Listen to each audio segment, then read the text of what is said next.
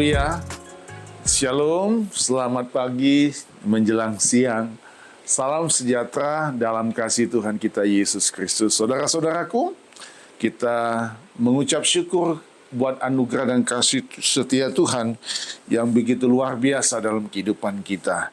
Saya percaya hari ini adalah hari yang penuh dengan mujizat Tuhan. Amin.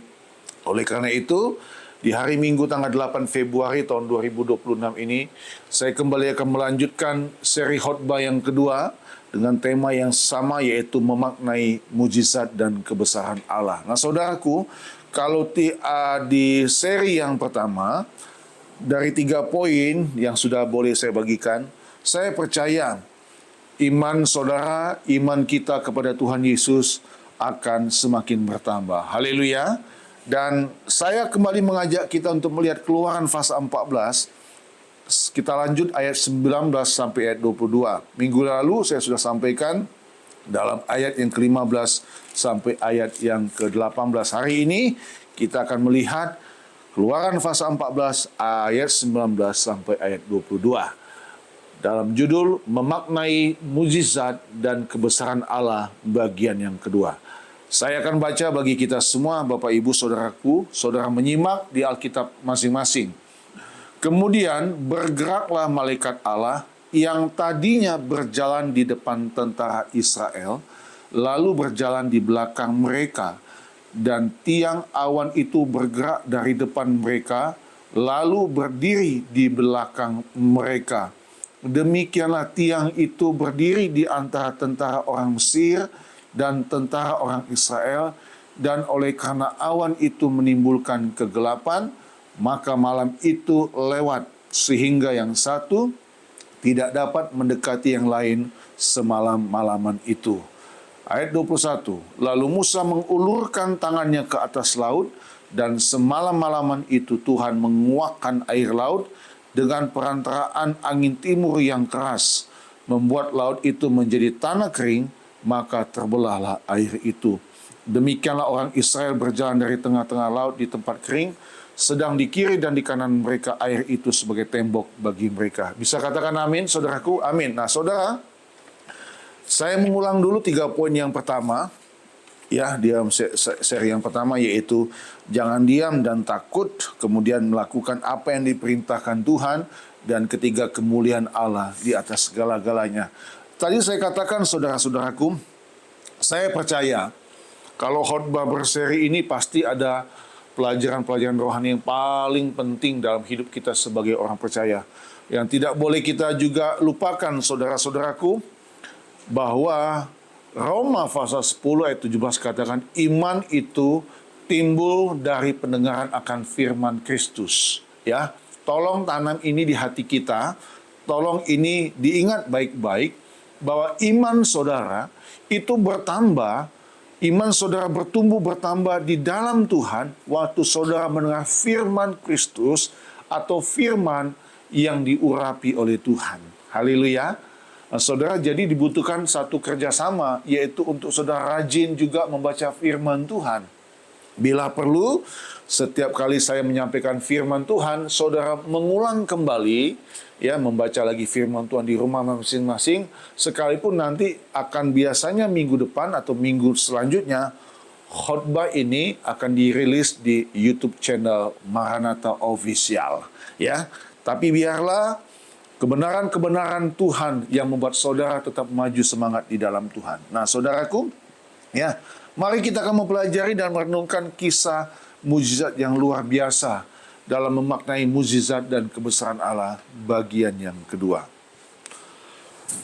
Maaf. Nah, saudara perhatikan. Kita lihat mulai ayat 19 sampai dengan ayat 20. Saya ajak kita untuk melihat kembali ayat 19 sampai ayat 20. Kemudian bergeraklah malaikat Allah yang tadinya berjalan di depan tentara Israel, lalu berjalan di belakang mereka, dan tiang awan itu bergerak dari depan mereka, lalu berdiri di belakang mereka. Demikianlah tiang itu berdiri di antara tentara orang Mesir dan tentara orang Israel. Dan oleh karena awan itu menimbulkan kegelapan, Perhatikan saudaraku, karena awan itu menimbulkan kegelapan, maka malam itu lewat, sehingga yang satu tidak dapat mendekati yang lain semalam-malaman itu. Saudara, izinkan saya untuk membaca dulu dalam terjemahan bahasa Indonesia sehari-hari ya. Haleluya. Saya mengajak untuk saudara menyimak juga Keluaran pasal 14 ini dalam terjemahan bahasa Indonesia sehari-hari. Ya, saya baca untuk kita semua. Ini pelajaran yang luar biasa, saudara-saudaraku ya. Ayat 19. Lalu malaikat Allah yang ada di depan pasukan Israel, saudara perhatikan, pindah ke bagian belakang. Dan pindahlah juga tiang awan sampai berada di antara pasukan Mesir dan pasukan Israel. Nah, saudara perhatikan, ada semacam pertukaran posisi, ya.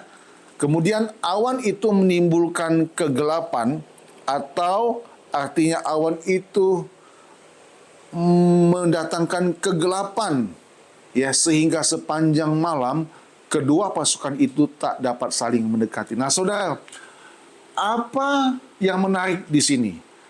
Yang pertama, saudara-saudaraku, perhatikan. Saudara boleh catat, poin yang pertama yaitu perlindungan total. Ya, boleh dicatat bahwa dalam kita memaknai mujizat dan kebesaran Allah untuk konteks cerita tentang bangsa Israel yang keluar dari tanah Mesir ini, yang pertama, perlindungan total. Nah, saudara, tadi saya akan sampaikan kepada saudara, ada pergeseran posisi, ya, ada pergeseran posisi. Malaikat dan tiang awan bergerak dari depan ke belakang sambil melindungi Israel dari kejaran tentara Mesir. Nah, saudara, perhatikan. Saudara mungkin kaget tiba-tiba di sini muncul kata tiang awan. Nah, perhatikan saudaraku. Kata tiang awan sebenarnya pertama kali disebutkan dalam Alkitab pada Keluaran 13 ayat 21. Ya, kita mundur sebentar. Keluaran 13 ayat 21. Perhatikan, saya baca bagi kita semua. Tuhan berjalan di depan mereka pada siang hari dalam tiang awan untuk menuntun mereka di jalan, dan pada waktu malam dalam tiang api untuk menerangi mereka, sehingga mereka dapat perjalanan siang dan malam. Nah, saudara harus tahu, ya, diprediksi, ya, tafsiran mengatakan hampir 2 juta orang yang keluar dari Mesir, orang Israel ini. Apalagi di malam hari, yang jelas waktu itu belum ada lampu, belum ada senter, belum ada listrik, ya, paling obor. Tapi inilah ajaibnya. Kita harus tahu bangsa ini adalah umat pilihan Tuhan. Dan Tuhan berkuasa, bertanggung jawab penuh atas bangsa ini. Nah, saudaraku, kata tiang awan pertama kali disebutkan dalam Alkitab pada Keluaran 13 ayat 21 ini. Ayat ini mau menjelaskan bagaimana Tuhan berjalan di depan bangsa Israel dalam tiang awan pada siang hari untuk menuntun jalan, dan dalam tiang api pada malam hari untuk menerangi mereka. Tapi saudaraku ya, saya merasa sesuatu yang luar biasa. Saudara, ada enggak? Saya mau tanya kepada saudara, ada sesuatu yang agak ganjil di sini? Keluaran 13 ini mengatakan bahwa tiang awan, ya, itu atau tiang awan itu tiang awan itu pada siang hari. Tiang awan itu dituntut, bangsa ini dituntut oleh tiang awan itu pada siang hari. Tetapi ini peristiwa kan terjadi pada malam hari. Pengejaran itu, saudara-saudaraku, ya. Uniknya di sini bukan tiang api, tapi tiang awan, saudara-saudara. Nah, disinilah yang terkadang kita berpikir begini, saudaraku ya. Apa yang selalu kita pikir seperti begini, belum tentu seperti yang akan Tuhan lakukan. Haleluya. Kita boleh punya pikiran apapun, ya. Tuhan sanggup menolong saya dan saudara. Tapi pengalaman membuktikan, saudara-saudara, cara Tuhan menolong itu biasanya punya cara tersendiri. Kita ingin Tuhan menolong kita dengan cara seperti begini, Tapi Tuhan punya cara seperti begitu. Nah, lanjut saudara-saudaraku, saya belum selesai untuk yang poin pertama ini, ya. Jadi perhatikan, perlindungan total. Yang menarik adalah ada pergeseran posisi, kemudian tiang awan yang seharusnya ya menjadi alat ya, fasilitas rohani bagi bangsa ini di siang hari menjadi berfungsi menjadi penghalang yang menciptakan kegelapan bagi musuh mereka, yaitu orang Mesir. Menjadi penghalang yang menciptakan kegelapan bagi musuh mereka, yaitu orang Mesir. Tetapi justru tiang awan ini memberikan terang bagi umat Tuhan, yaitu orang Israel. Ya, ini yang tadi saya sampaikan kepada saudara. Nah, kemudian saudaraku, dampaknya apa saudaraku? Dampaknya apa? Dampaknya kita tahu bersama.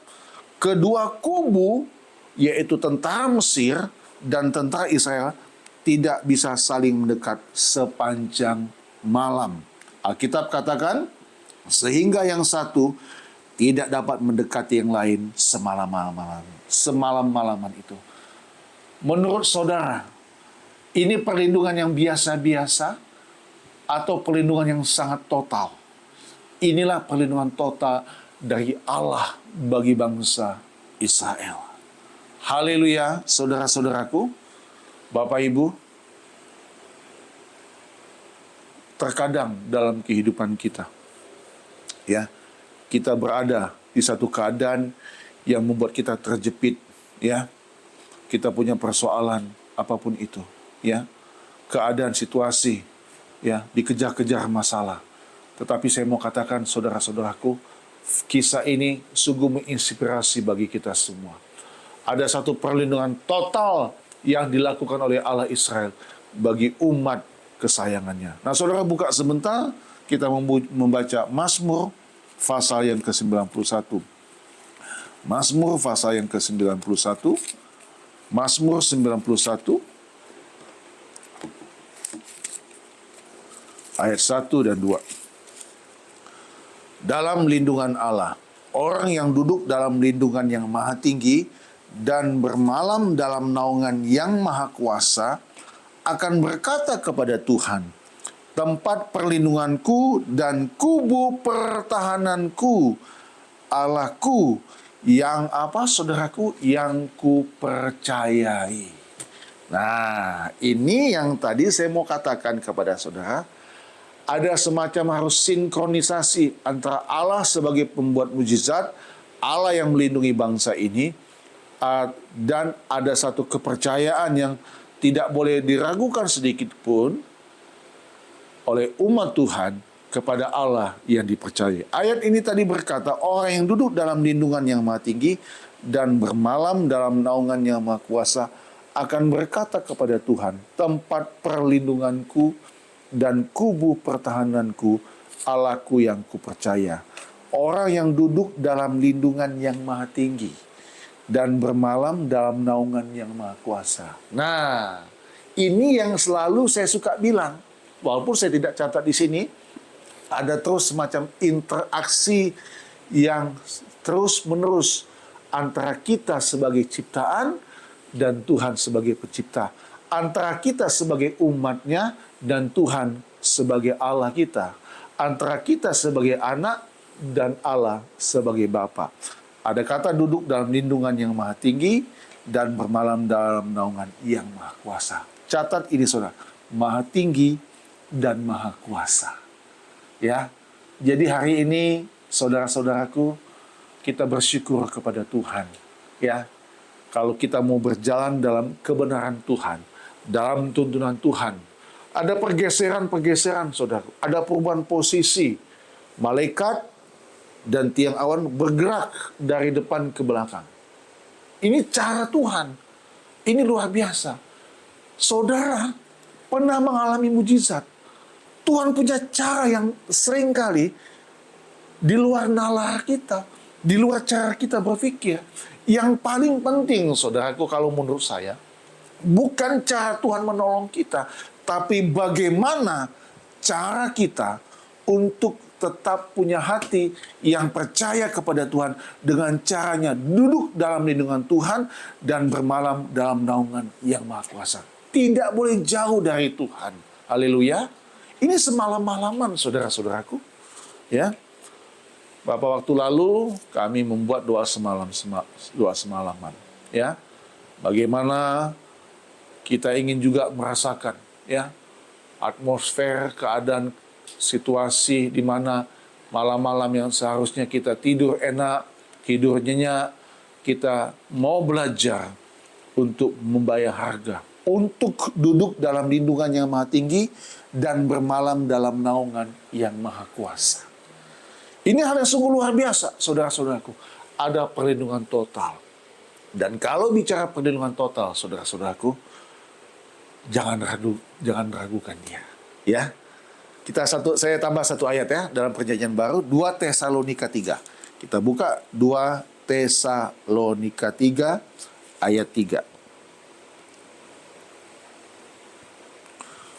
Dalam 2 Tesalonika 3 ayat yang ketiga, firman Tuhan berkata begini, saudara-saudaraku, ya. Tetapi Tuhan adalah setia. Ia akan menguatkan hatimu dan memelihara kamu terhadap yang jahat. Haleluya. Saudara, bersyukurlah kita kembali bahwa Tuhan yang kita sembah adalah Tuhan yang setia. Ya, Dia tidak pernah ingkar janji. Ia akan menguatkan hatimu dan memelihara kamu terhadap yang jahat. Tapi tentu saudara-saudaraku, ya, bahwa pemeliharaan Tuhan dan penguatkan hati bagi saya dan saudara itu tergantung juga kepada kita. Tadi saya bilang ada semacam namanya itu kolaborasi atau kerjasama. Tuhan melakukan bagiannya, tapi kita pun harus benar-benar punya percaya kepada Tuhan. Ya. Pagi tadi juga kebetulan saya kembali membaca renungan yang saya terima tentang jangan takut dalam hidup ini, saudara-saudaraku ya. Ya, jangan takut waktu ada persoalan, ada masalah, satu saja diminta fokus, percaya akan pertolongan Tuhan. Dan ini kisah yang luar biasa. Ya. Perlindungan total. Nanti kita akan lihat di poin selanjutnya bagaimana kuasa dan mujizat itu sungguh hebat dan luar biasa terjadi. Ya, oleh karena itu kita lihat perlindungan total ini terjadi bagi umat Tuhan. Ya tentu sekali lagi saya mengatakan saudaraku ya, Tuhan punya cara yang berbeda. Tuhan menolong A cara begini, Tuhan menolong B cara begini. Ya, kita juga tidak bisa berharap, maksud saya begini, kita juga berpikir begini ya, pertolongan Tuhan kepada bangsa ini untuk supaya bangsa ini keluar dari tanah Mesir, karena Tuhan punya satu hal misi besar, bangsa ini bisa menjadi bangsa yang panutan bagi bangsa-bangsa lain, menjadi berkat bagi bangsa-bangsa sekitarnya. Dan tentu pertolongannya sungguh luar biasa. Begitu juga saya dan saudara yang tadi saya sampaikan, kalau kita hadapi satu persoalan dan kita merasa tidak mampu, saya cuma pesan kepada saudara, tetap selalu intensitas kita, koneksi kita dengan Tuhan tidak boleh terputus. Ya, percayalah, Tuhan punya waktu yang terbaik, yang terindah untuk Dia melakukan hal yang di luar nalar kita, yang di luar prediksi kita. Karena cara Tuhan itu sungguh tidak bisa kita duga. Haleluya. Oke, yang kedua, saudara-saudaraku, yang kedua, mari kita membaca ayat 21. Nah, ayat 21 ini saudara merupakan reaksi atau jawaban dari ayat 16. Ayat 21, lalu Musa mengulurkan tangannya ke atas laut, dan semalam-malaman itu Tuhan menguakkan air laut dengan perantaraan angin timur yang keras, membuat laut itu menjadi tanah kering, maka terbelahlah air itu. Saudara, perhatikan ya, sebelum saya menjelaskan lebih lanjut, saya mau tanya kepada saudara. Saudara kagum tidak dengan Tuhan ini? Dia bekerja keras. semalam-malaman. Luar biasa. Dia bekerja dengan begitu sistematis, begitu hebat, begitu ajaib. Semalam-malaman dia bekerja, saudaraku. Alkitab yang menulis ini, semalam-malaman itu Tuhan menguakkan air laut dengan perantan angin timur yang keras. Menguakkan itu, menyingkirkan, menggeser, saudara. Dikuakkan, seperti begini, sat, semalam-malaman. Luar biasa. Nah, ayat 21 ini, saudaraku, perhatikan ayat 16. Kita kembali ayat 16 yang minggu lalu saya sampaikan. Perintah Tuhan. Dan engkau angkatlah tongkatmu dan ulurkanlah tanganmu ke atas laut dan belahlah airnya. Sehingga orang Israel akan berjalan dari tengah-tengah laut di tempat kering. Nah, saudara-saudaraku perhatikan. Poin yang kedua, melakukan apa yang diperintahkannya minggu lalu. Kalau sekarang, saudaraku, boleh catat, Tuhan sanggup buat mujizat. Tuhan sanggup buat mujizat. Tapi saudara-saudaraku, saya ingin sekali lagi menegaskan kepada kita semua bahwa mujizat ini membutuhkan ketaatan dari kita sebagai manusia. Dalam konteks cerita ini, waktu Tuhan di ayat 16 menyuruh Musa untuk mengangkat tongkat dan mengulurkan tangan ke atas laut dan membelah airnya, apakah dalam pikiran saudara Musa yang akan membelah air itu? Tentu tidak. Tentu itulah Tuhan yang akan membelah. Dan ini ayat 21 mengatakan begitu. Jadi ayat 21 ini, saudara-saudaraku, saudara boleh catat,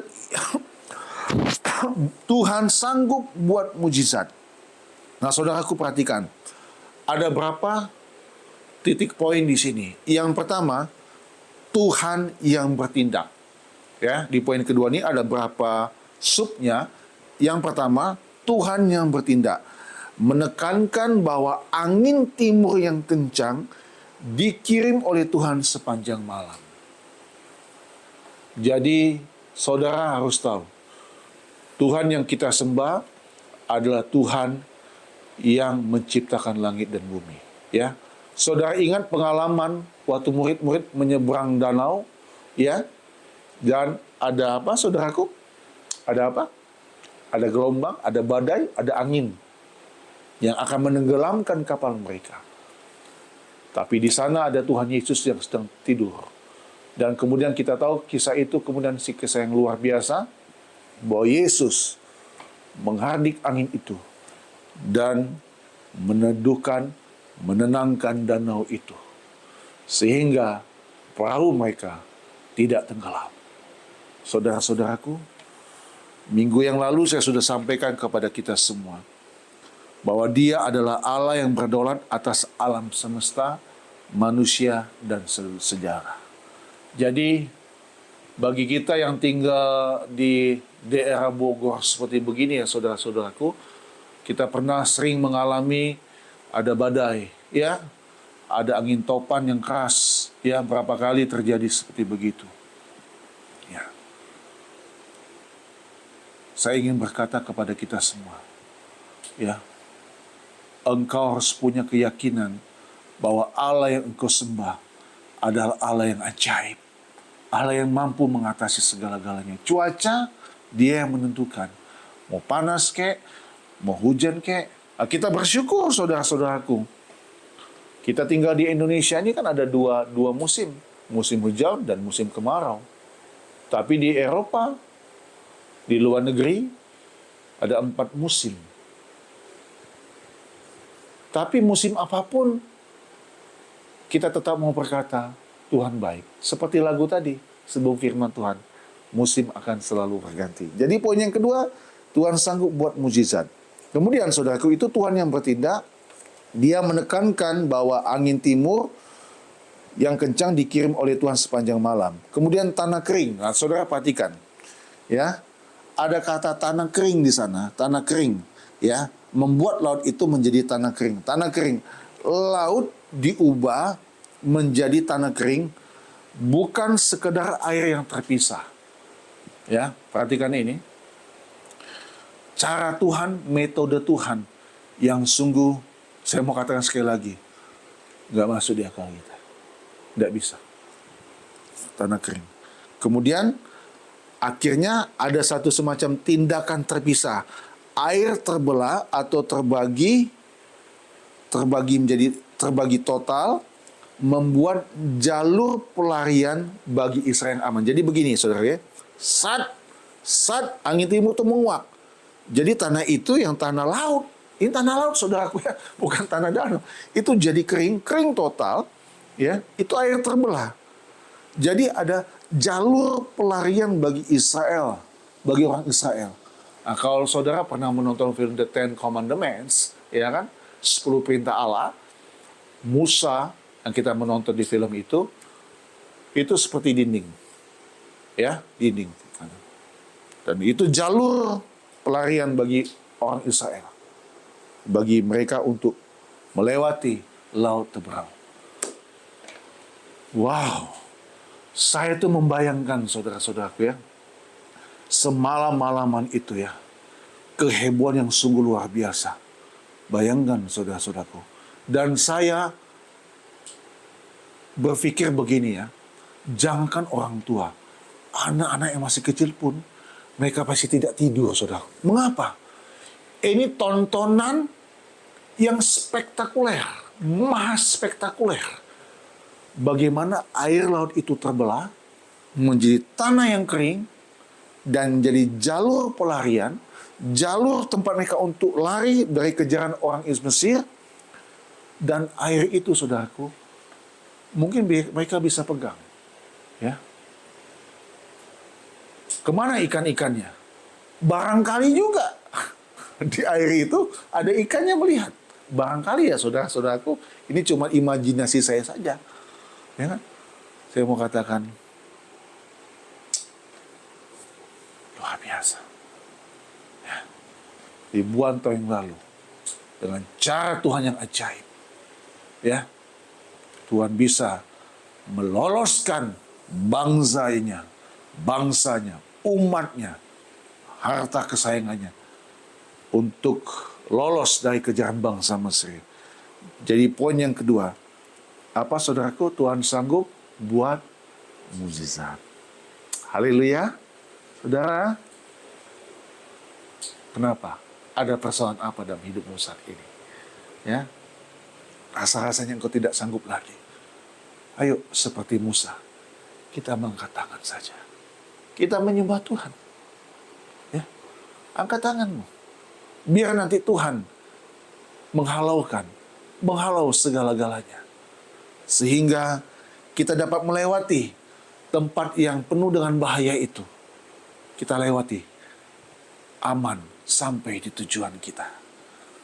Kalau saya tarik benang merahnya untuk kehidupan kita di akhir zaman, saudara-saudaraku, mari jangan melihat ke belakang. Di belakang penuh dengan bahaya, penuh dengan ancaman. Kita menatap saja ke depan, sekalipun di depan banyak halangan. Rasa-rasanya tidak mungkin bagi kita untuk menyingkirkannya. Angkatlah tanganmu, seperti Musa yang mengangkat tangan. Berserah kepada Tuhan. Bawa hidupmu untuk dipersembahkan secara total kepada Tuhan. Maka engkau akan mengalami apa yang namanya mujizat Tuhan. Yang ketiga, yang terakhir, saudara-saudaraku, kita baca ayat yang ke-22. Khotbah ini akan tetap terus berlanjut ya saudaraku, sampai saya selesaikan sampai di ayat yang ke-31 dari fase 14 mulai ayat 15 ya saudara-saudaraku ya. Ini bagian yang kedua. Oke. Nah, saudara, kita baca ayat 22. Demikianlah orang Israel berjalan dari tengah-tengah laut. Bacanya aja udah berjalan dari tengah-tengah laut. Kalau sekarang kan orang lewat kapal kan, pakai kapal. Tapi ini berjalan loh. Berjalan dari tengah-tengah laut di tempat apa saja? Di tempat kering. Sedang di kiri dan kanan mereka, air itu sebagai tembok bagi mereka. Ini tadi saya bilang. Poin yang ketiga, saudara-saudaraku. Perhatikan, boleh dicatat, walaupun sedikit agak panjang ya. Selalu ada jalan bagi orang yang percaya padanya. Amin. Selalu ada jalan bagi orang yang percaya padanya. Saudara, saya ingin menunjukkan dulu satu ayat firman Tuhan yang luar biasa dalam Yesaya 43 ayat 15. Saudara buka bersama. Saudara lihat Yesaya pasal 43 ayat 19. Pertunjukan yang spektakuler itu saudara-saudaraku. Dan mereka berjalan di tanah yang kering. Kering saudara-saudaraku ya. Yesaya 43 ayat 19. Perhatikan. Lihat, aku hendak membuat sesuatu yang baru, yang sekarang sudah tumbuh. Belumkah kamu mengetahuinya? Perhatikan ini. Ya, aku hendak membuat jalan di padang gurun dan sungai-sungai di padang belantara. Menurut saudara nih, mungkinkah ada jalan di padang gurun dan ada sungai-sungai di padang belantara? Rasanya mustahil ya. Ya, rasanya mustahil. Tapi ini terjadi saudaraku. Bisa.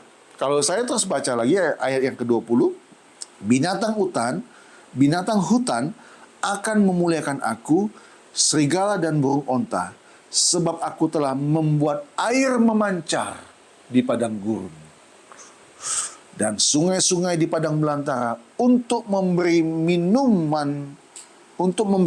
umat pilihanku, umat yang telah kubentuk bagiku, akan memberitakan kemasyuranku. Kalau ini, Yesaya ini, di tempat kering, Tuhan bisa buat apa saudaraku? Sungai. Tapi di dalam peristiwa kitab Keluaran ini, Tuhan bisa membuat laut yang basah oleh air laut menjadi apa?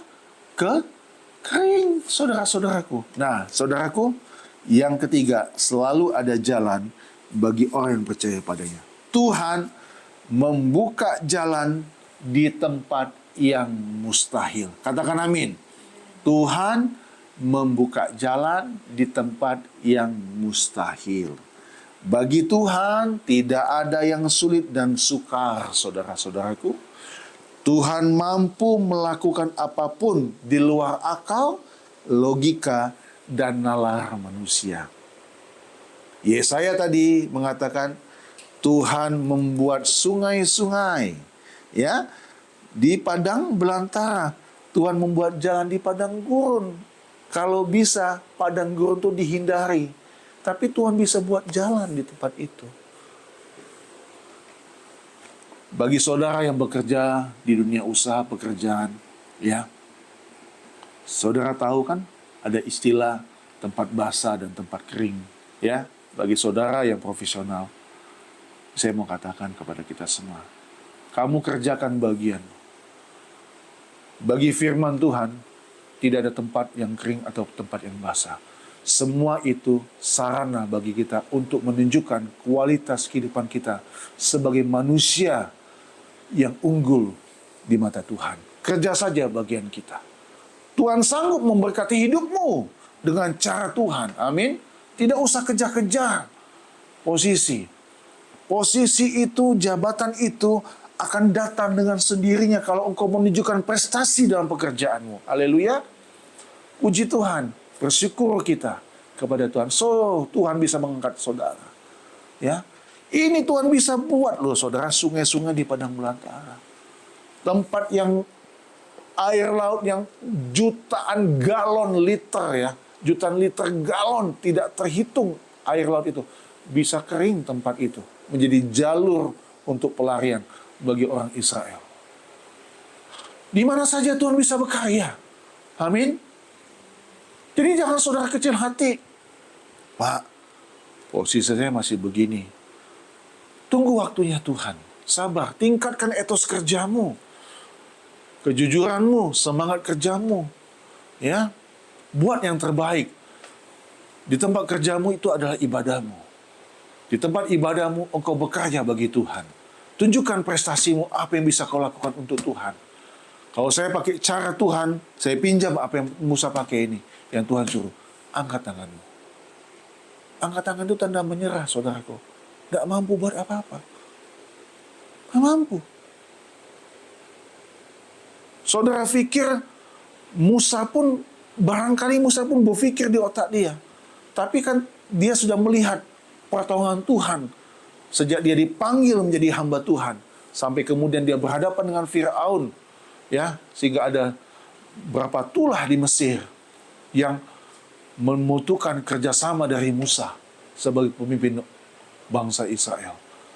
Saudara lihat, mari saudaraku Bapak Ibu, selalu ada jalan bagi orang percaya padanya. Biarlah saudaraku 3 poin pagi hari ini. Perlindungan total. Yang kedua, Tuhan sanggup buat mujizat. Dan yang ketiga, selalu ada jalan bagi orang percaya padanya. Menambah iman saudara. Menambah kualitas kerohanian saudara. Membuat hidup kekristenan kita semakin bertambah maju di dalam Tuhan. Sampai Tuhan Yesus datang kali yang kedua. Kita akan ketemu lagi nanti di seri yang ketiga. Tuhan Yesus memberkati kita semua. Tuhan menolong kita semua. Mari kita bangkit berdiri. Haleluya.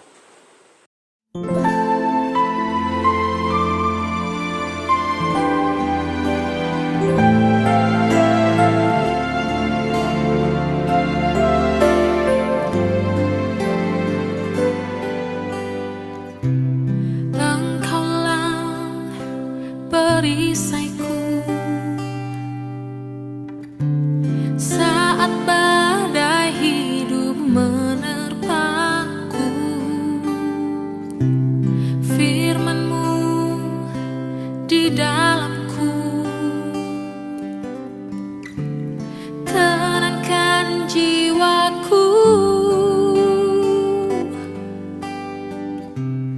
Engkaulah perisaiku saat badai hidup menerpaku. Firman-Mu di dalamku tenangkan jiwaku. Ku kan berdiri di tengah badai dalam kekuatan yang Kau berikan.